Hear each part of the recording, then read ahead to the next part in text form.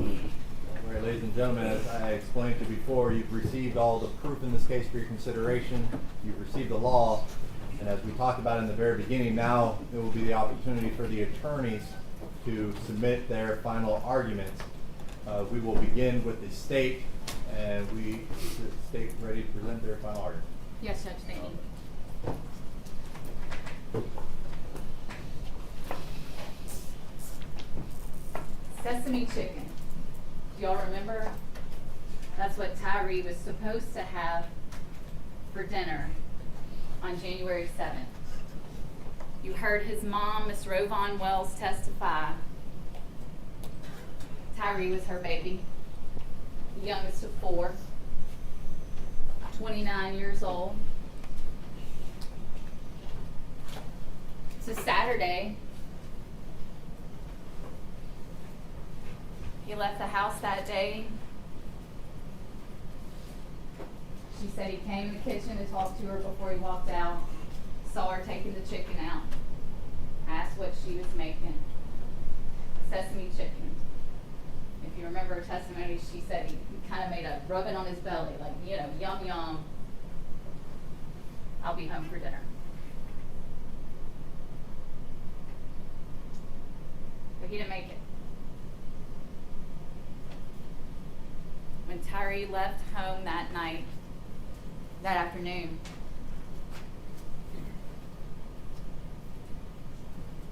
"29 years old, that house on Castlegate, that's what Tyre looked like.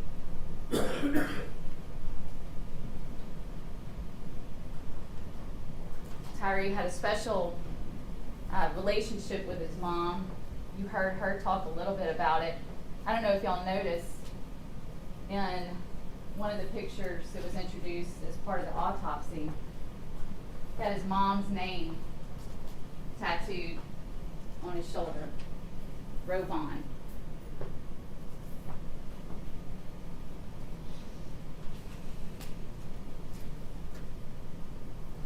Tyre left that afternoon,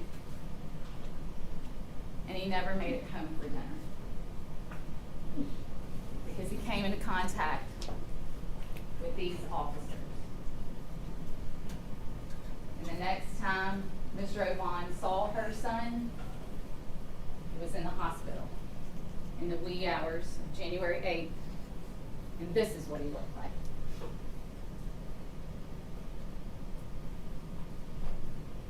After coming in contact with these officers.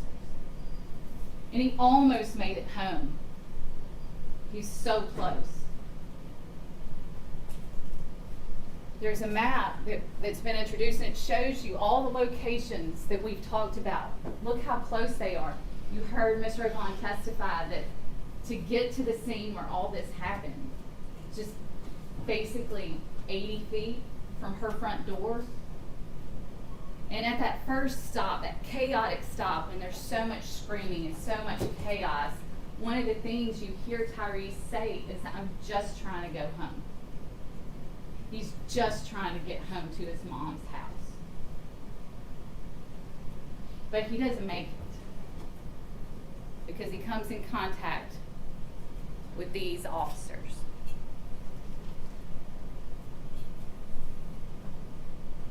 One of the things that was said in trial this week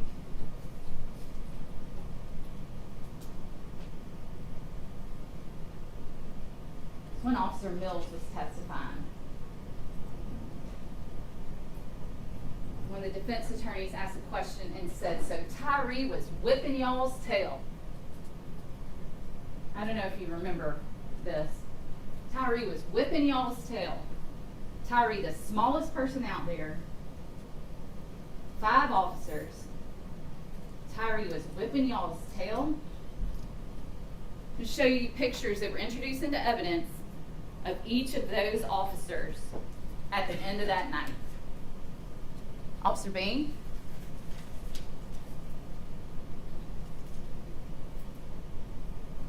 Officer Emmett Martin.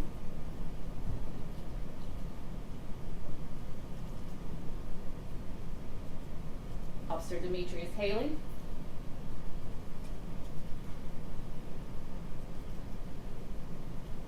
Officer Justin Smith.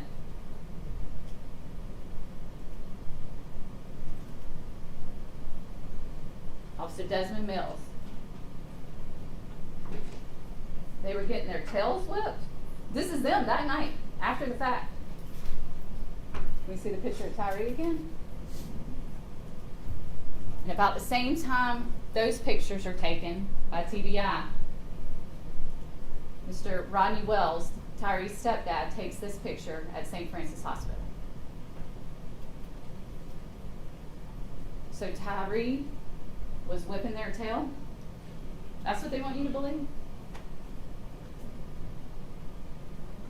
I know y'all seen a ton of video this week. When you go back to deliberate, you'll have that video. You'll be able to watch any part of it that you want. You'll be able to zoom in. You'll be able to slow it down. And I'm going to show you some video again. I'm going to ask you to listen to things and watch things, but with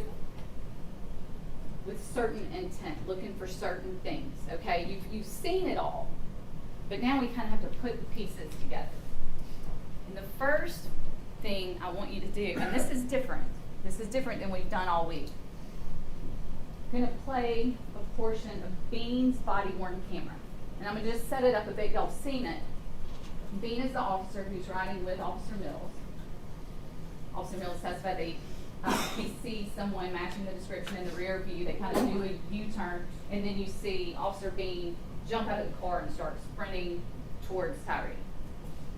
And if y'all remember, as Officer Bean gets to Tyre and tackles him to the ground, shortly thereafter, his body-worn camera, which is worn here on the front of the chest, falls off. So we continue to hear the audio, but the camera's facing down, so it goes black. But you can hear the audio. And I want you to watch and listen with me in just a few moments to that clip. What I want you to listen for, and we're going to listen to the portion where everything happens to Tyre. We're going to hear those first two kicks from Officer Martin, where Bean and Smith are holding him down. We're going to hear the punches. And then the final two kicks from Haley and Martin. And I say we're going to hear because even though this body cam is on the ground somewhere over here, we don't really know where, some of those impacts you can hear. You can hear the kick making contact. You can hear some of those punches. And keep in mind, that camera is not on his chest. That camera is over on the ground somewhere. And you can hear it. So I want you to listen for that. But more so, what I want you to listen to is Tyre. Because these are some of the last words we hear Tyre say. And the first thing that you'll hear him do, and you've heard it this week, but I want you to listen, really listen, is yell for his mom. And he's yelling for his mom because he wants his mom, I'm sure, but also, how close is he to home? How close is he to his mom? So listen to that. And then listen to what Tyre sounds like as the video goes on. Moaning, pain, but listen all the way through. And if we can have the lights turned off and we'll play that video.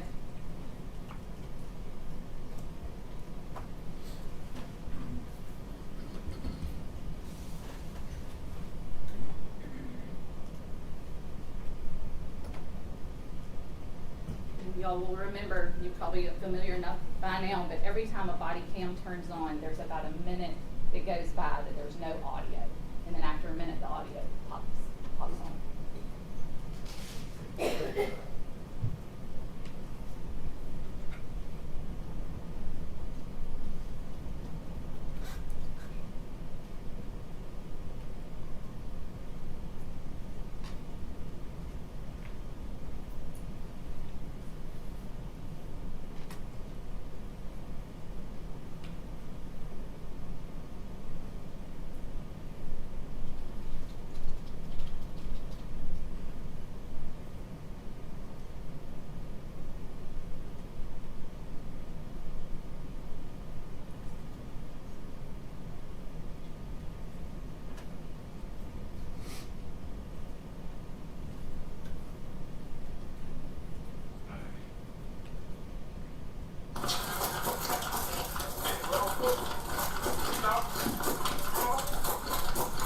again, I want y'all to focus on Tyre, what we hear Tyre saying.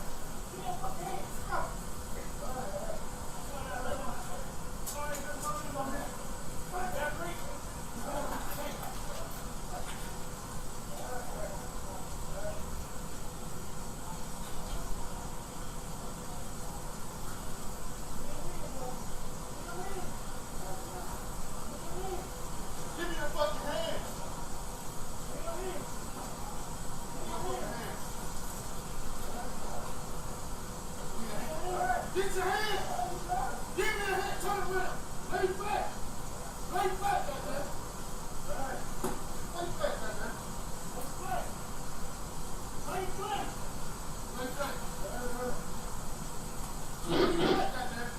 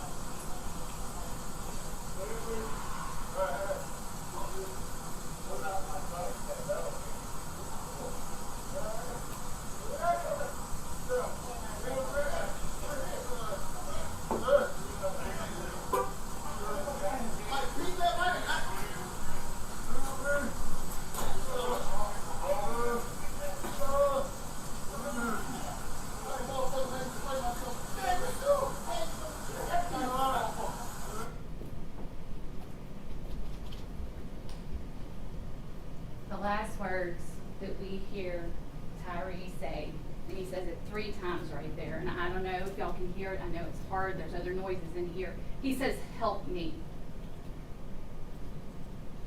Help me." 3 times. You know what happens right after that 3rd time he says, "Help me"? Defendant Haley runs in and kicks him, and then Emmett Martin kicks him again. And those are the last words we hear from Tyre. Help me. And who is supposed to help him? Those guys. They've got a duty to help him. And they don't. No one helps him.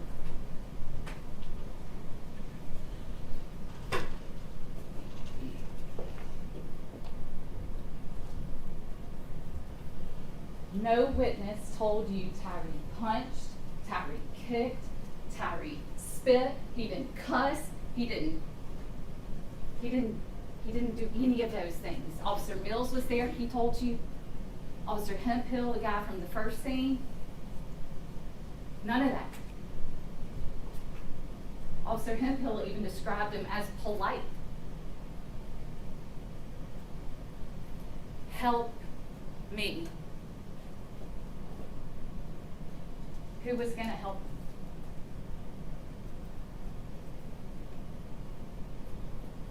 When he's laying on the ground right there, when you hear him say, help me, resisting or surviving, trying to survive. Did y'all hear that first kick that we called the soccer kick? You could hear it make contact in that video. You can hear that kick. Resisting or surviving.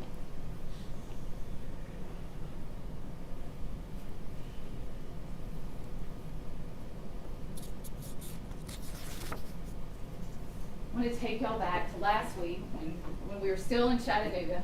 We'll shift gears. Y'all remember during jury selection we talked so much. There was the Rock City stoning. Remember that? And there was a robbery. I talked a little bit about the movie Ocean's 11. Everybody remember that? We were talking about criminal responsibility. And the judge has given you the law now. It's page 58 of your jury instructions. If you want, you can follow along. I'll put it on the screen. As we talked about last week, there's two different ways. It's page 58. Two different ways you can be criminally responsible for the conduct of another. And both of these apply in this case. And we're going to find those two different ways in the second and third paragraphs of page 58.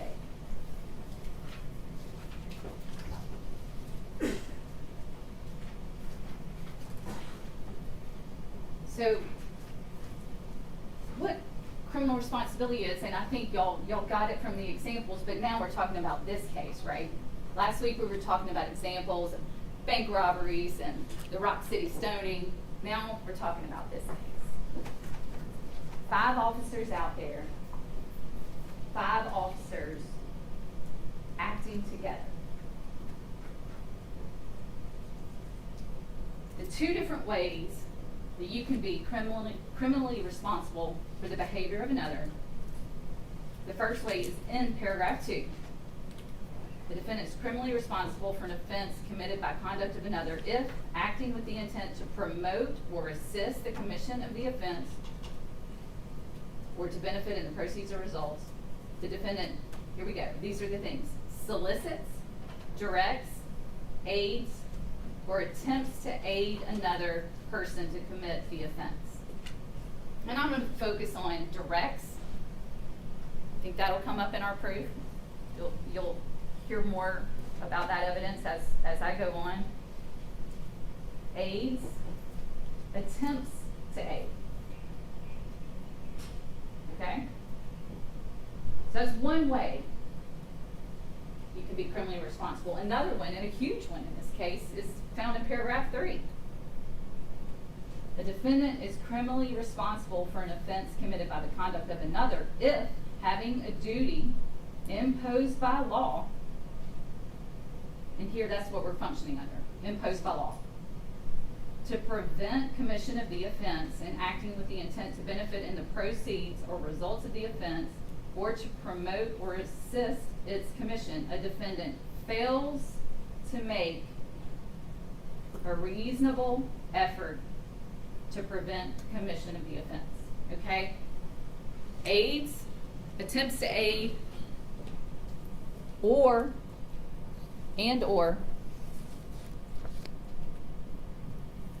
duty to prevent.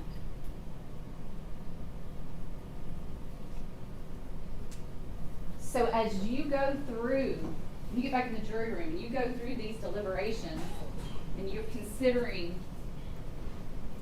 the conduct of these individuals. You have to consider it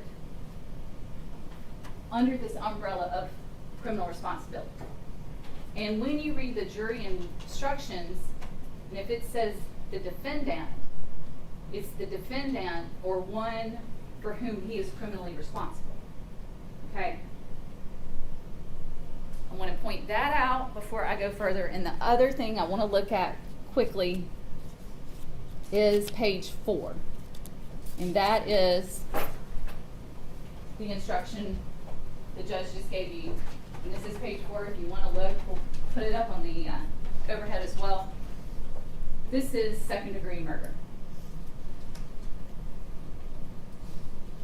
And second-degree murder only has 2 elements. That's what's listed as 1 and 2. Defendant unlawfully killed the alleged victim, Tyre Nichols. 2, the defendant acted knowingly. 2 elements for the state proof. And we talked about this with y'all last week. Knowingly means that a person acts with an awareness that his conduct is reasonably certain to cause the death of the alleged victim. Reasonably certain to cause the death of the alleged victim. Another thing I want to point out is after it defines knowingly, it says the requirement of knowingly is also established if it is shown that the defendant acted intentionally. Intentionally. Knowingly or intentionally. What I want you to think about as we continue to discuss the evidence today is how do you know what somebody knew or what they intended according to this? You know based on their actions and their words. That's how you know someone's intention, right? What did they do? And in this case, you can see. You can see what they did, and you can see what they didn't do. You can also hear what they said. So keep those things in mind as we discuss the evidence today.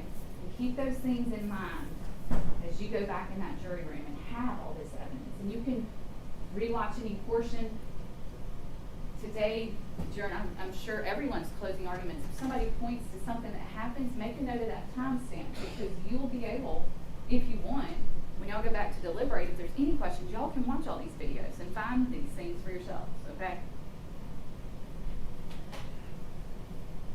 So speaking of video, I'm about to play another one, but I want to kind of talk a little bit about what we're going to look for. I want to think back to Mills' testimony. Mills, bigger, bald guy, testified. You see him on the video. He's the guy with the baton, right? He's also the guy with pepper spray. Pepper sprays first, then batons. Why? Why did he baton? Do you remember what he said? He was angry. He was angry because he just sprayed himself in the face. And we heard from many use of force experts, 3, right? Each defendant called 1. And one thing they all agree on is if you are using force out of anger or to punish, that's excessive. And Officer Mills sat here and told you that's why he got his baton out, because he was angry. He was angry.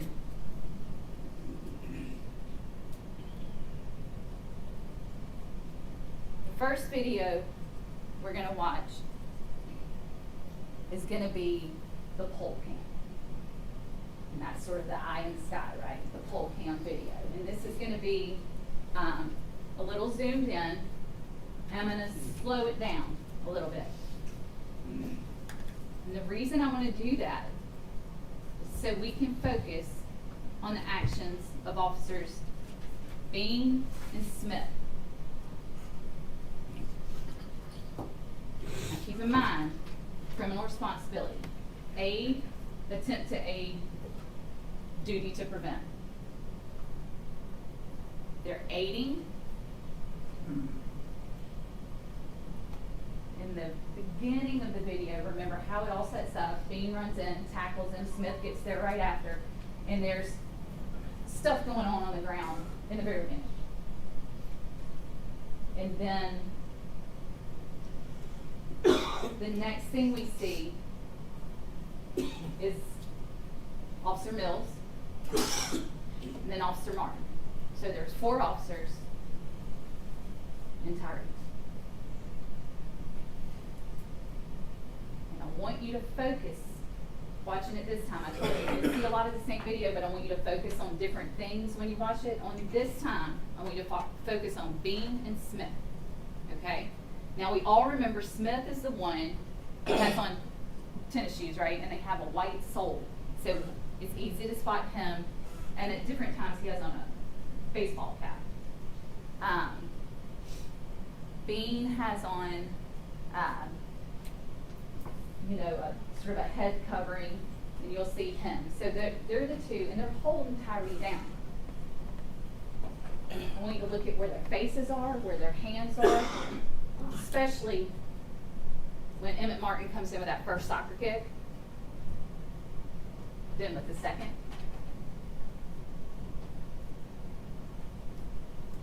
Then the punches, they're on either side of Tyre, holding his arms while he's getting punched. And Emmett Martin's doing the punching, and he describes those punches as haymakers. And do you remember Mills being asked, what's a haymaker? And he said, it's a knockout punch. Like one punch to do it. And we know from the video that Tyre gets at least 5 of those from Emmett Martin, while Bean and Smith are holding arms. Then, the next thing we see, Tyre's back on the ground, Bean and Smith are still holding down, and that's when we get Headley run in, get his kick in, as he says, beat that man's ass, swift kick, and then Martin gets another kick, all right? So think about what you see Bean and Smith doing in this version of the video.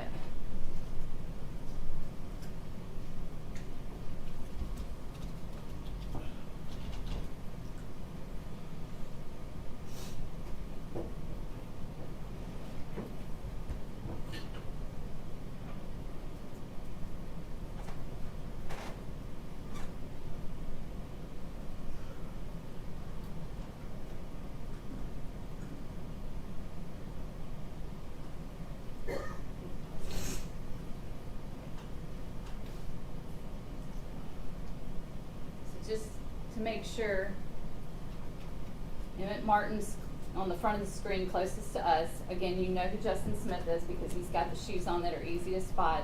Bean's the other guy right now holding Tyre.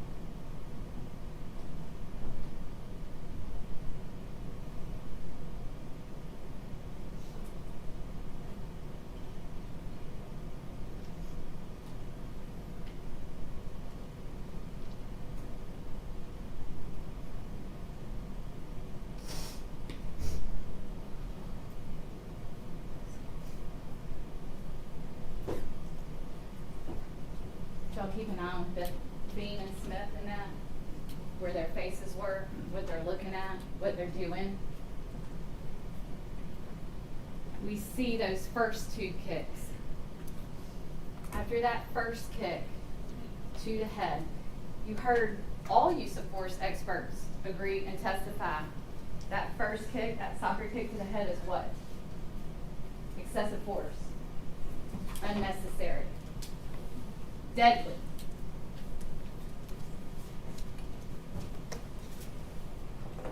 And after that first kick, what do we also have triggered?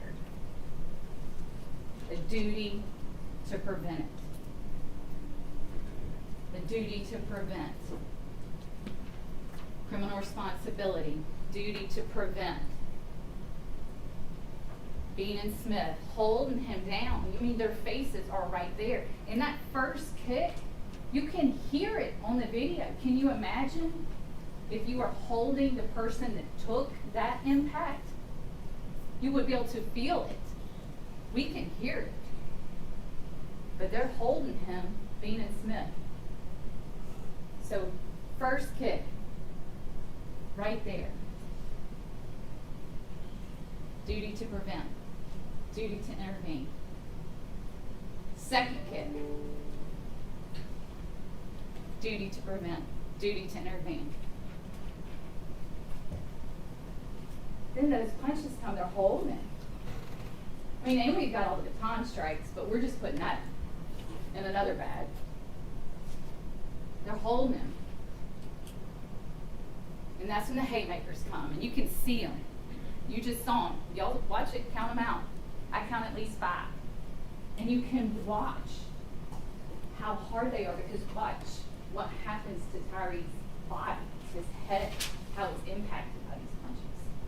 And after each one of those punches, what do we have? A duty to prevent, a duty to intervene, that these guys continue to hold. Then he's down on the ground. So now we're 2 kicks, at least 5 punches, and that's 7 times.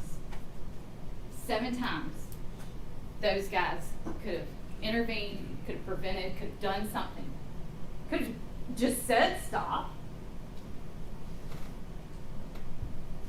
Nobody says stop. And after those 2 kicks and after those 5 punches, they're on top of Tyre. Because there's a little minute there where you see, you know, they're just sort of in a pile on the ground. Tyre's on the bottom. Bean and Smith are there.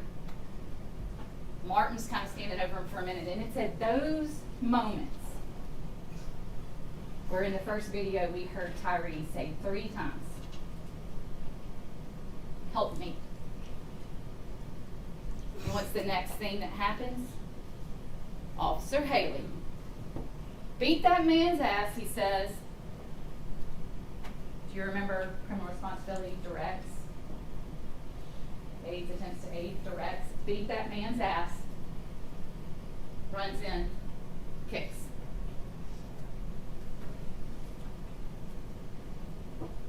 Again, Bean and Smith right there where the kick took place. Triggers again what? Duty to prevent, duty to intervene. Nobody does anything. And then after Headley says beat that man's ass, does his kick, then we get Martin back in with another kick. So that's a total of 9 times. 2 kicks in the beginning, at least 5 punches, 2 kicks in the end. Not one person does one thing. Not even so much as say, stop. Hey, whoa, don't you think that's a little much? Nothing. Nothing.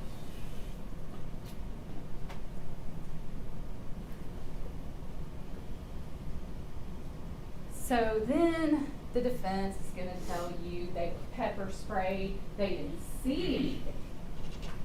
But keep in mind, we can hear these impacts from somebody cam that's on the ground somewhere over there we don't even know. And these men are physically holding Tyre's body while this is happening, with their faces this close. They're going to say they couldn't see it. They were pepper sprayed. They had tunnel vision. There's just no way. We got 9 chances Watch it. What I'm about to play is Mills' body-worn camera. And again, you've seen this, but I want you to watch it with fresh eyes. And what I want you to focus on is the reaction. First of all, Mills, before he sprays, is trying to be responsible about it, right? He's like, hey, y'all, watch out, watch out, watch out. You'll hear him say that. Like, I'm about to spray, watch out. Meaning, get back so you don't get sprayed, right? And you will see, the first time he says that, Bean and Smith step back. Completely let go of Tyre and step back when he gets ready to spray, okay? We're going to watch it in just a second. Then he sprays. I don't know where that spray goes. I don't know. I mean, you watch it, you see it, you know. He kind of steps out, he comes back in, and he says again, watch it, I'm about to spray. And this time, he sprays himself. And Martin's on the same side as Mills. And they both get it. And the defense is going to have you believe, well, it's in the air, everybody's affected. Let me tell you who's affected. You'll hear immediately Mills and Martin, oh shit, you know, reacting. You'll see Martin walk away, you'll see Mills walk away, because it means that it hits them. It's clear. And I want you to think about this too. You've seen those Bad Bob videos that they played for a number of people? When they spray that spray in the Bad Bob video, is it some huge spray, or is it a stream that goes directly into that person's eye? Think about it. You're going to have all those Bad Bob videos, but that's how it sprays, right? So it sprays in a direct stream. So when I watch it, when you see Mills say, I sprayed myself, and you'll see him continue to react. He has to continue to walk off. You'll hear him. He sprayed himself. Martin was standing next to him. He got hit by some of it. You see Martin walk off. And this gets back to the point. What did Mills tell you? He was angry. After he sprayed himself, he comes back with that baton. Right after that pepper spray, when it hits Martin, he's angry. What's he come back and do? Soccer kick 1, kick 2, punches. So watch Mills' body cam with me and think about what you see Bean and Smith doing, how you see Mills and Martin react to this spray.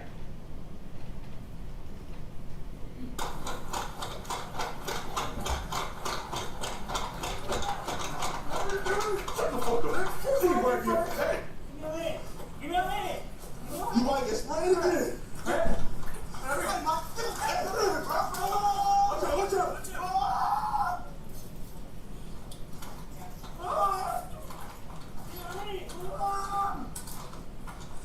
Mom! Hey. Give me the leaves. Give me. Okay, all right. Give me the leaves. Give me the. All right.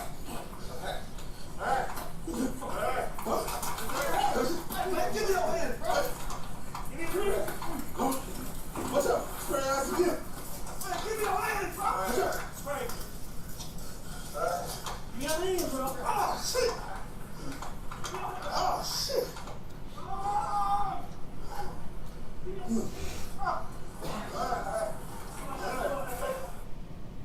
So immediately you hear Mills reacting to that spray. Oh shit, and you see Martin have to step away.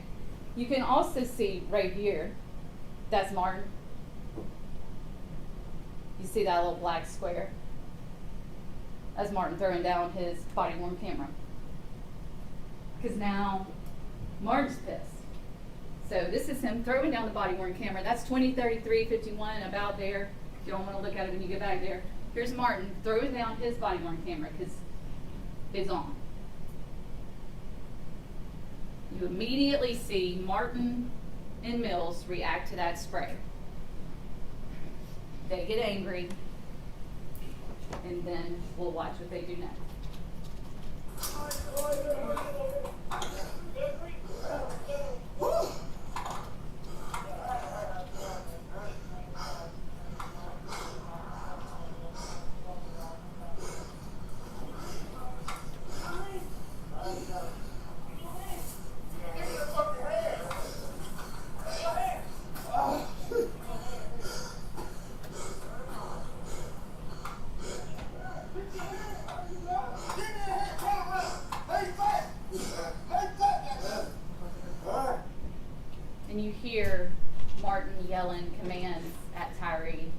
And this is when he's kicking him. And this is why Mills testified he didn't see those kicks, because he's over here on the back of his car dealing with his pepper spray when those first kicks happen. And again, when you have the body cam back there, you can line all this up.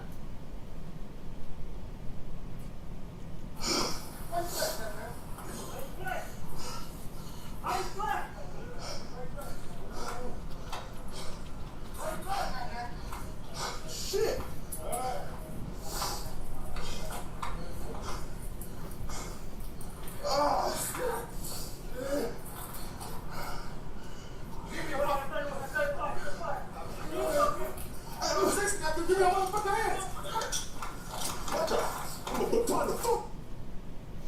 What about, talking about angry, did y'all hear Mills' voice in this video?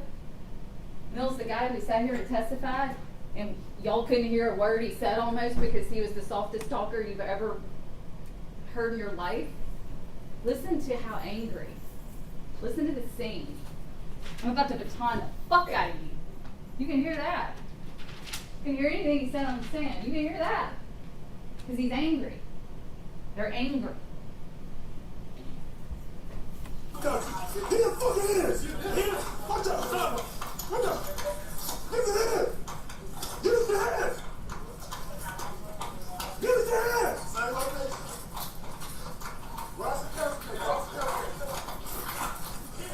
What's it? Give me your fucking hand!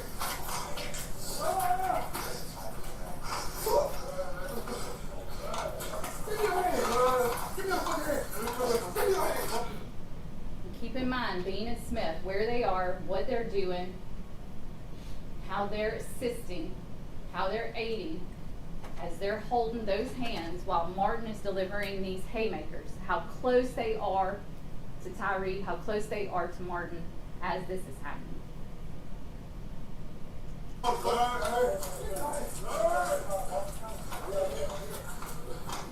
Ross and Castleton. And you notice, you see in Mills' body cam capture some of those punches, and if you'll remember, Mills told you he heard the first thump, he called it. He heard the first thump, and then he looked and saw what was happening, and he turned away and walked off. Duty to prevent, duty to stop, he didn't do it. He told you. But he saw it and he heard it, and he said, I knew it wasn't good, and I walked away. And that's what we see him do. He just walked away. We are east of the intersection.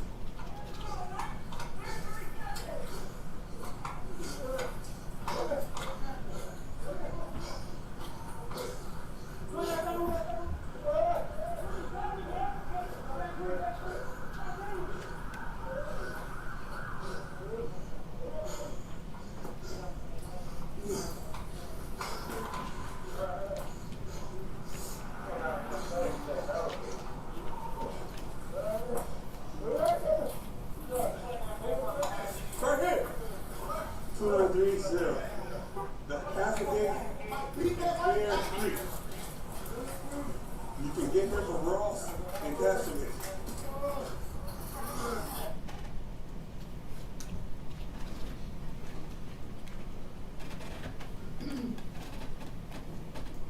Mills was asked, where were Bean and Smith when those first two kicks happened? His answer, right there. Where were Bean and Smith when Martin was given those haymakers? Right there. Right there. Mills told you he didn't do anything to stop it. He didn't tell the EMTs or paramedics what happened. He regretted it. And he pleaded guilty. That's Mills. So we talked a lot and looked at what Bean and Smith were doing. And in many respects, you can kind of put them in the same category. Because they're doing the same things. Haley, a little different. And we brought it up, we've talked a little bit about it. But Headley is different. His attorney has brought it up on every possible occasion. Well, Headley didn't have a duty to prevent these things. He didn't say, well, of course, I agree with that. He can't report something he never saw. Of course, I agree with that.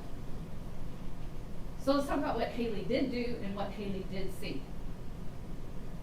We just got a little clip of it at the end of that. What do we know about Headley? Back to the pepper spray, right? Remember the video from the first scene? Headley tries to pepper spray Tyre and sprays himself. And you see, remember that video from the first stop where Hemphill's helping Headley wash his eyes out, and he stays there on that first scene. That's why he's not here already, because he's there washing his eyes out, right? That's happening at the same time. But once he feels like he can drive, he gets in the car and drives to this scene. And comes running in. Running. Not assessing, not taking his time, not saying, hey Bean, hey Smith, Mills, what's the situation? Where are we? You know, seeing cuffs, where are we? What's happening? Runs in, says, beat that man's ass, and does a kick. And as soon as he gets done with his kick, Martin comes back in and gives another kick.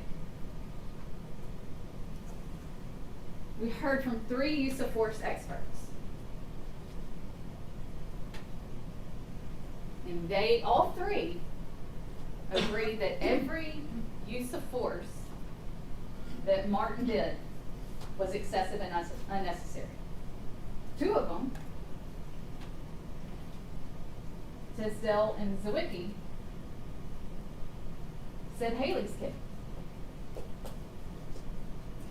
excessive and unnecessary. One said Headley's kick was fine, and that was Mr. Cameron, who is Headley's use of force expert. He says that Headley came in, made an assessment of the scene, surveyed Tyre Nichols, and decided to deliver a kick expertly to the certain area that would allow them to then cuff Mr. Nichols.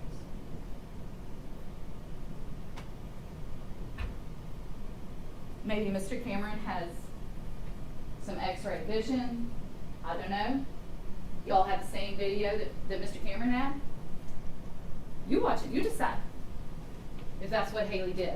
As he said, beat that man's ass and then kicked. He also wanted you to believe that that was, again, the verbal judo. Beat that man's ass. So, I'll leave it to you. If you agree with Mr. Cameron that Headley's kick is fine,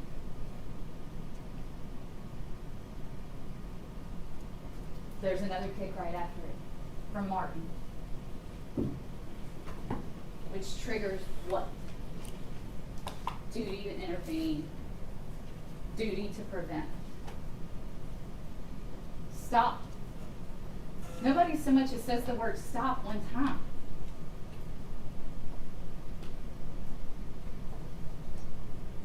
But then, what does Headley do? After they drag Tyre over and prop him up against the car, what does Headley do? Takes a picture. A little trophy pic. Well, let's watch just a little video. I know y'all are worn out, y'all seen it a ton. We'll watch this video, and again, we're looking at the actions of Headley. What's Headley doing in this video? What does he say? What does he do?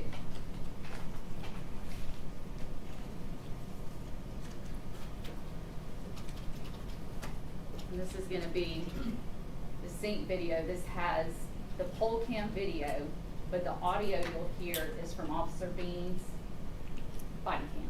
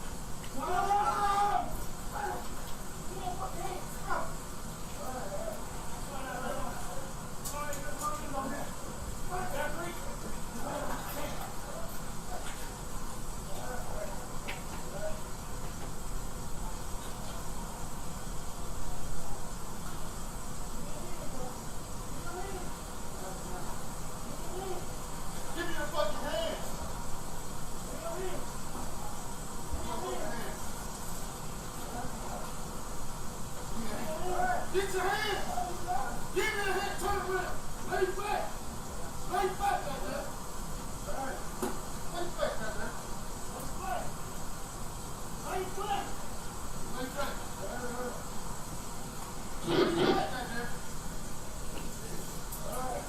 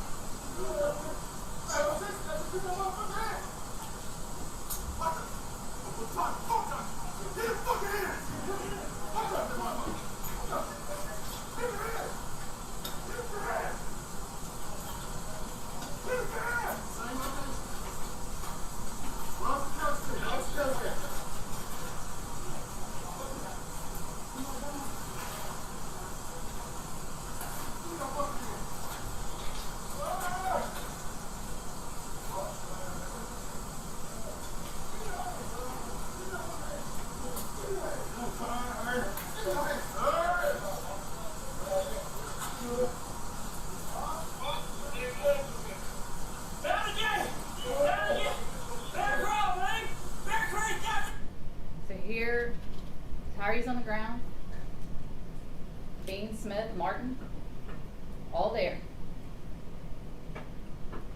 Taking 2 kicks, 5 haymakers to the head, and you'll hear sort of the beep. It sounds like a car locking, and right after that, we're gonna see Haley running into the scene.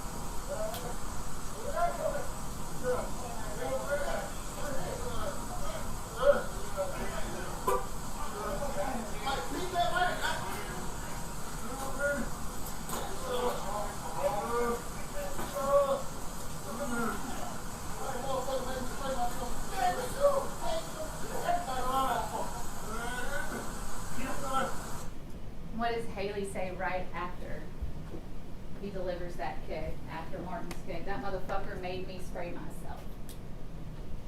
Because he's pissed, he's angry. And he is reacting out of anger. Runs in, delivers that kick. Bean and Smith right there, duty to prevent.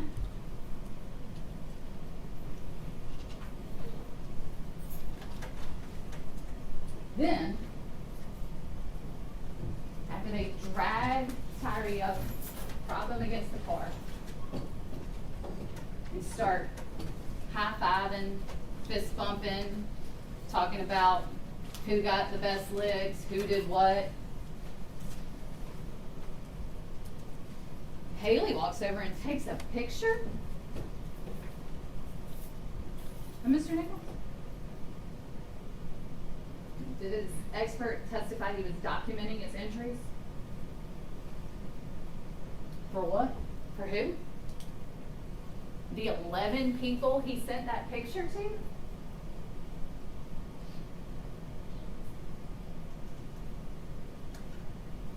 Pull that picture up.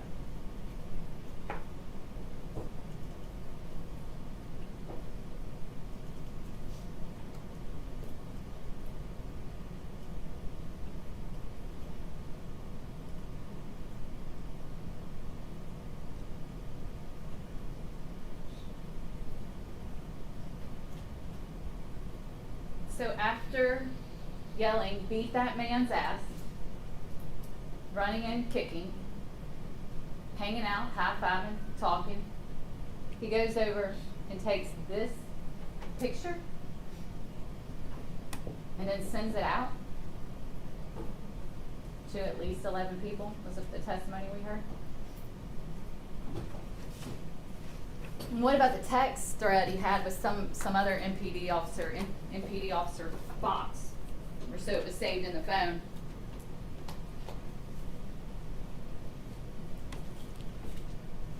Whoever MPD Fox is must have heard about the incident. Who beat dude up last night? Haley responds, us. They relieved some folks for real? Yeah, 6 of us. Damn, I don't understand why though. I guess it's just procedure, I don't know.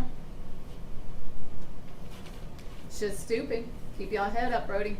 The city need y'all for real, for real. Appreciate it, bro. No big deal. Who beat that man up? So when you start to think about what Haley's intentions were, if Haley did things knowingly, you can look at his actions, you can look at his words, you can look at his text to know what he was thinking.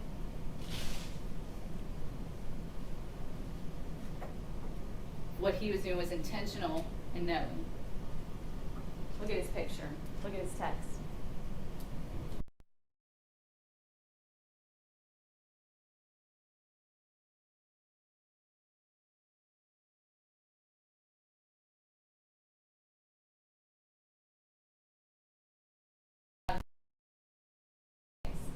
And it will say State of Tennessee versus Tadarius Bean, Justin Smith, Demetrius Haley, Emmett Martin, and Desmond Mills. You know who's not on trial this week? Tyre Nichols. He's the victim in this case. And by the time y'all hear from the defense today, they're going to try to have you convinced that Tyre should be on trial. They're going to show you these credit cards that were found in his car. Days after. These officers had no idea those cards were in that car.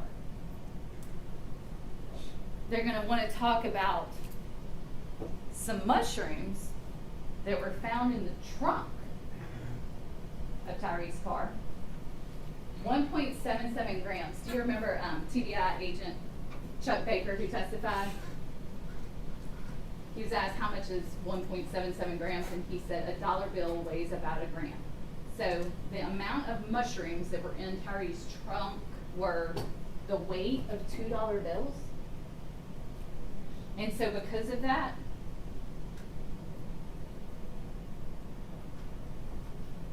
he deserved this? Because he had those credit cards in his car? They didn't even know.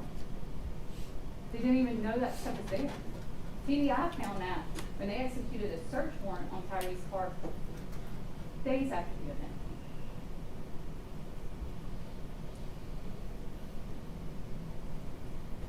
But they're going to say, well, he was guilty of something, so that's why he was running.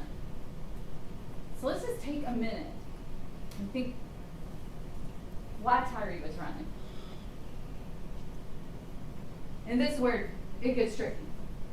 Because you got to put a lot of faith in what Emmett Martin says. Hemphill told you that he was out there and he heard Martin say that he had one speeding. Hemphill didn't see anybody speeding. Do you remember what he said he saw Tyre Nichols do? Improper lane change, meaning he went in the other lane without turning his blinker on. And if Hemphill had had to arrest Tyre Nichols that night, the violation he saw was improper lane change. And fleeing, he says. If you remember that video, it was Martin's body cam. Those blue lights are on for maybe 20 or 30 seconds. Keep in mind, these are unmarked cars. It doesn't say Memphis Police on the side, right? They're just Dodge Chargers, no markings. They do have blue lights. So he has blue lights on for like 30 seconds, and then he turned them off. And if Tyre is driving like a crazy person and trying to get away from them, why then? Do you remember where they see him? At a red light, with his blinker on, waiting to turn to go into his neighborhood. He's sitting at a red light with his blinker on, waiting to turn. And this is when they encountered Tyre for the first time. And we're going to play just a clip from that scene. It's that chaotic traffic stop where they're all given commands. It's chaos. Y'all remember that game Simon Says? Like, and then you had to do it in the order? I mean, this is like the deadliest, craziest game of Simon Says I've ever seen. They're lay flat, do this, I'll break your arm, give me your hands, do this. I mean, it's total chaos. And think about this too. At the other scene, after the fact, once Tyre's propped up on the car and you hear them all, they start high-fiving and talking about what happened at this stop. One of the things you'll hear Haley say is, man, he came out of that car swinging. He almost got me. Tyre Nichols doesn't have a shot. He doesn't have a chance. They drag him out of the car.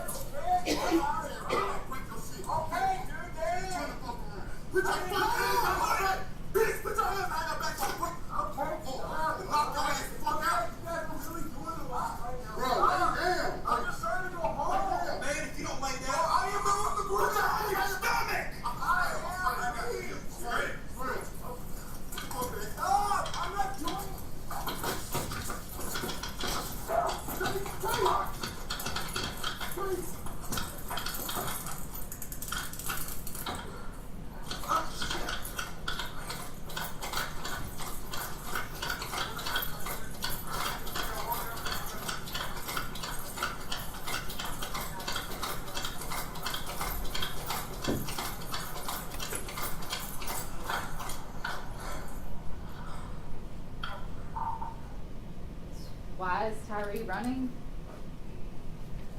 I submit to you it doesn't have anything to do with these cards or mushrooms in the trunk. I submit to you he's running from those officers. And then the defense is also going to make a big deal about that pole cam where you can see Tyre kind of hiding behind the cars. Yeah, he is. He's hiding from them. And they're going to want to say he was hiding things, putting things down. You watch the video. It's not there. Chuck Baker, the TBI agent, told you there's nothing there. He's not hiding anything. There's nothing there. You watch it. He's hiding from those guys.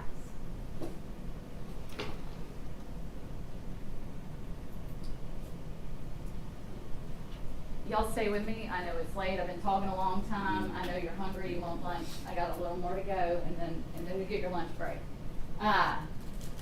It's also not the state of Tennessee versus Robert Long. Remember the little EMT who sat up here and testified? They want to say, well, he should have done this and he should have done that. He should have done this. Well, they're the reason he's there. If they hadn't done what they did, the EMT would never have had to respond. He responds, and he thinks he's responded to a pepper spray and tasing. Remember that first interaction at the first scene where he talks to Hemphill? And say, no, it's not for me, because they were real confused. They were like, did you call us here? And he's like, no, it's, And they say, the patient, where's the patient? And he's at another location. He's been pepper sprayed and tased. And it turns out the taser never even hit him. Hemphill told you that. But that's what they were responding to. And then they get there and they see what Tyre looks like, and he told you, I assumed, because he ran, when they tackled him, that's how he got the injuries that I could see on his face. Nobody told him. Nobody told him what really happened. So don't let the defense blame shift. It's not EMT Long's fault. It's not Tyre Nichols' fault that they did what they did, because he had some credit cards in his car, because he had 1.77 grams of mushrooms. We're here about the acts of these defendants. That's who's on trial this week. All right, if y'all will stay with me, we got to look at the law for just a second, and I'm going to go through it fast. One thing before I do,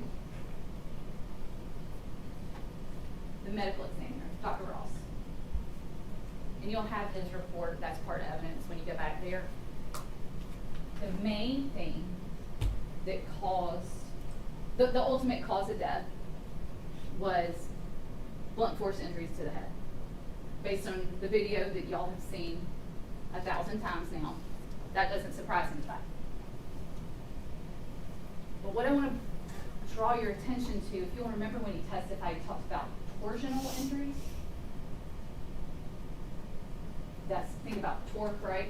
And he described how your skull, your brain is inside the skull and it's attached. And if your head is hit with so much force that the brain can't keep up with the skull and it tears away. And those torsional injuries are what Tyre Nichols had. That's what caused the brain trauma. And how, I asked Dr. Ross, when do you normally see that? Do you remember what he said in car wrecks? That's the kind of force we're talking about. But what's the other thing that makes that significant? In a car wreck, seatbelt. You're being held in a position, and the force makes your head turn while the rest of your body doesn't turn with it. And what do we know about what was happening out there that night? Bean and Smith are holding Tyre down when those first kicks come. So his body's being held stationary while that force goes to his head. The force of the first kick, the force of the second kick. And same thing when we have those haymakers, those punches. Again, he's being held. Normally, if you got punched with one of those, you just fall down. Your body would go with the force of the punch. But if you're being held, you can't. So look at that report. All right. The instructions, I'm not going to read them all to you. I'm going to go through a few things. I got a few pages I want to talk about, and then I'm going to sit down, I promise, and y'all can eat lunch. So stay with me. First one I want to talk about, I'm just going to talk about, there's 7 counts of the indictment. Going to look at that. There are a bazillion lesser included offenses. Did y'all notice that when the judge was reading? I submit to you, you don't need them all, because the state's proven the charges in the indictment. And if you agree with that, you don't need to look at the lessers, because you just go with the count in the indictment. The first one, 2nd-degree murder. We've talked about this. This is page 4. And remember, when we think about all this, we have to think about that sort of umbrella of criminal responsibility. So every time you see defendant, that means any of these defendants or anyone for whom they are criminally responsible. Okay?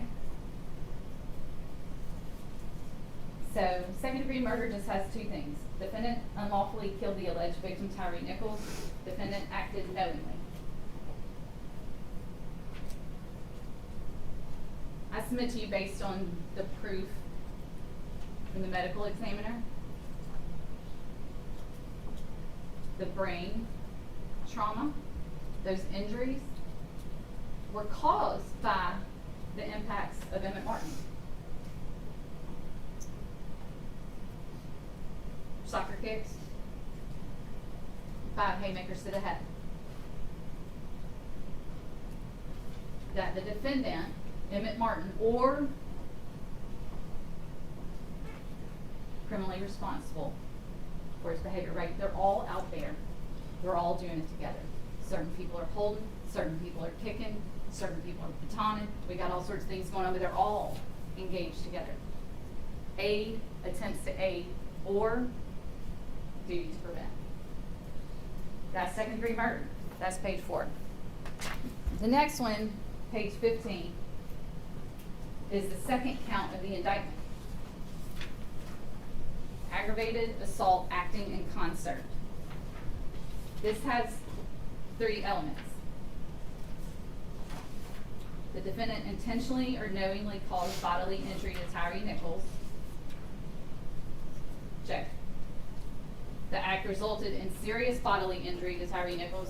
Check. Right. 3, that the defendant committed the offense while acting in concert with 2 or more other persons. Check. Right.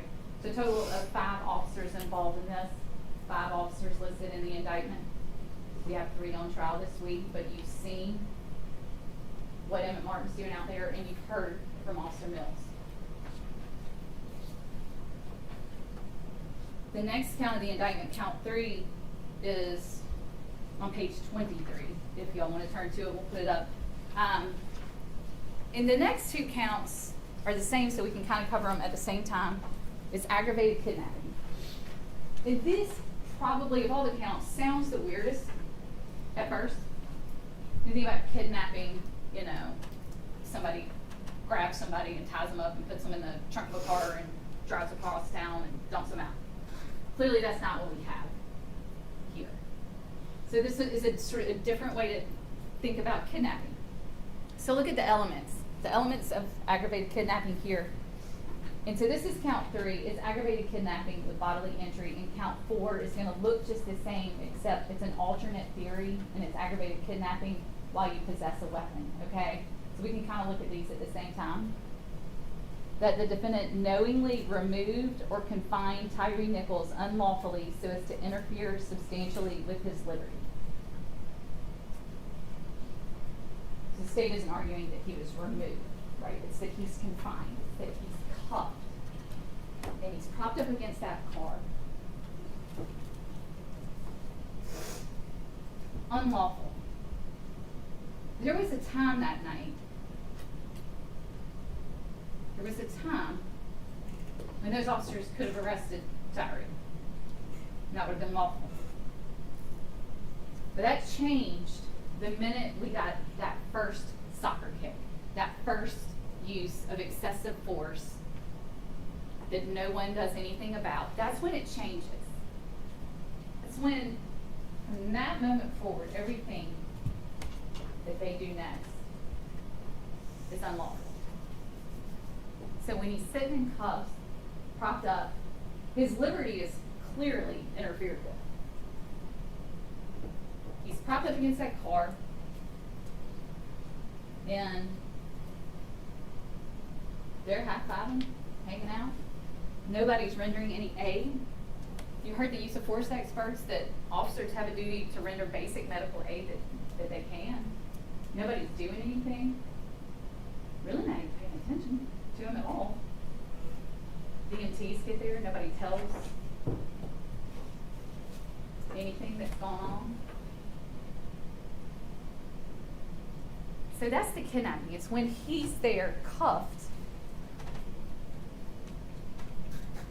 liberty interfered with, he's confined, and we know he has bodily injury. During that time, he's basically dying. We know by the time the paramedic gets there, he's going into cardiac arrest. And shortly thereafter, you heard Dr. Ross talk about all the things that are happening to his body and how quickly that's happening. And then he goes into organ failure. By the time he gets to the hospital. So 23 is aggravated kidnapping with bodily injury, and page 32 is aggravated kidnapping with a deadly weapon. And again, the only difference you'll see here on page 32 is under number 2, is that the defendant possessed or threatened the use of deadly force. I'm sorry, use of a deadly weapon. Possess. All these officers have a gun. They possess a deadly weapon while they have him restrained unlawfully, while they have him confined and are interfering with his liberty. So those are the two theories of aggravated kidnapping. One with bodily injury, one with a weapon. That takes us to official misconduct, count 5. And this is page 37. If anybody's following along, we'll put it up on the screen as well.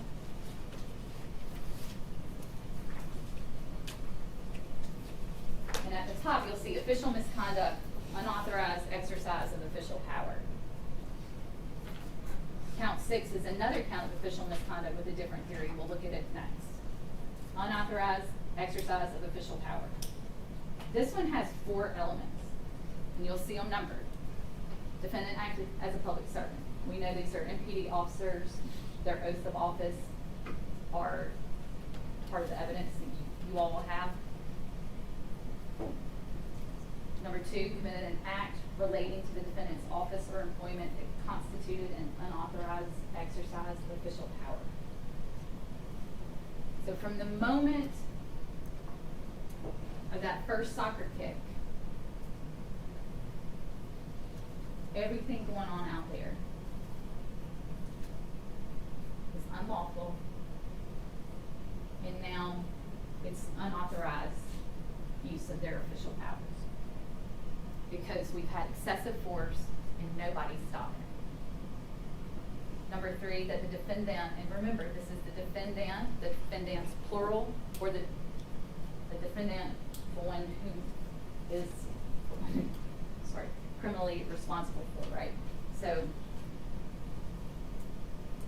and then 4, that the defendant acted with the intent to obtain a benefit or to harm another. And clearly, Tyre is harmed. So that's the first count of official misconduct. The second count of official misconduct is on page 41. And this is an alternate theory. This is refraining from performing a duty.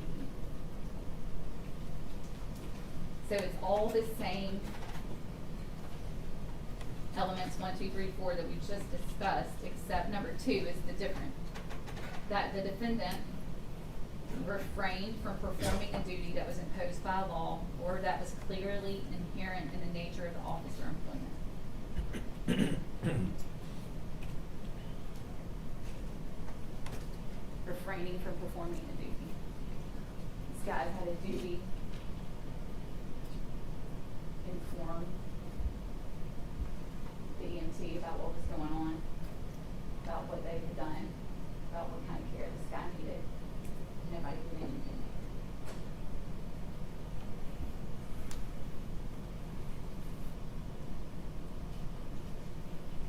And that takes us to the last count, count 7, page 44. And this is official oppression. It has 2 elements. That the defendant was a public servant acting under color of office or employment. Yes, these are MPD officers in uniform. That the defendant intentionally subjected another to mistreatment or to arrest, detention, stop, frisk, halt, search, seizure, or dispossession that the defendant knew was unlawful. I'm going to go with mistreatment. Tyre was subjected to mistreatment. I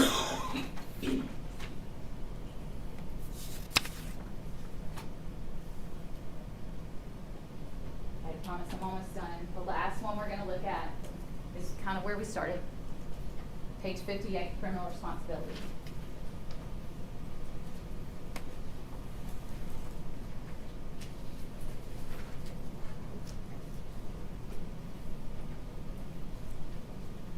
Two different ways you can be criminally responsible for the conduct of another. Direct aid, attempt to aid, focus on those. Duty to prevent, commission of the offense. Okay? Do you remember this week when we watched sort of a little animated video? Lieutenant Smith put it on, and it was like a cartoon thing where it only showed what Smith was doing. Do you remember that video? That's not what happened out there. It's 5 officers acting together. If it was one officer out there, would we be here? No. If it was just Justin Smith in that animated video, no. That's not real life. That's an animated video. It's a vacuum.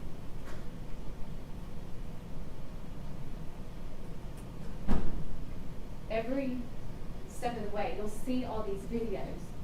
What do you see? You see these officers working together. Holding an arm while he's getting punched. Holding him down while he's getting soccer kicked. At the end, after he's on the ground, 3 officers on top of him. That's when we got Headley rolling. Beat that man's ass, kick, another kick. All 5 officers. Not one. All 5.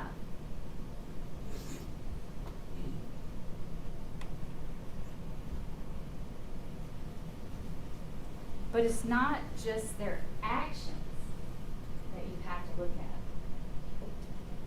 You also have to look at their omissions to act. The duty after every one of those impacts, and I count 9. 2 kicks, 5 haymakers, 2 more kicks. 4 total kicks, 5 total punches. Every one of those requires a duty to prevent, a duty to intervene. And that's part of criminal responsibility. And not once did someone so much as say, stop. In fact, as soon as it's over,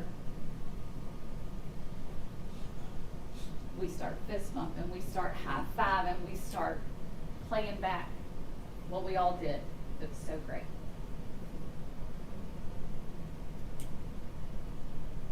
Ladies and gentlemen, in our opening, Mr. Hagerman told you these men aren't monsters. We're not here to tell you they are.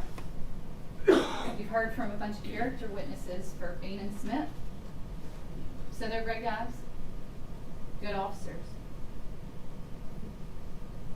Okay. What we're here to talk about is what happened on January 7th, 2023. And not one of those character witnesses was on the scene that night. Told you last week, it came up when we were still in Chattanooga. Something about the jury voting good or bad. That's not what you go back there to do.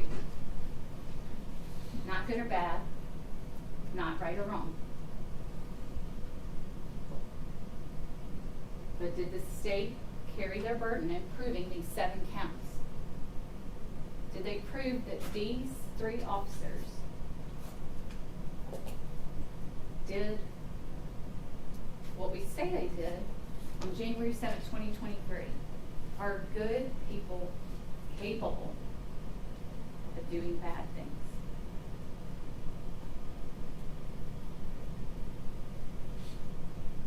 That night, January 7th, 2023, those 3 officers did bad things.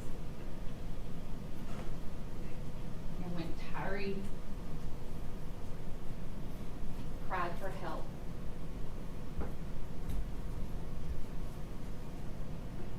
didn't do anything.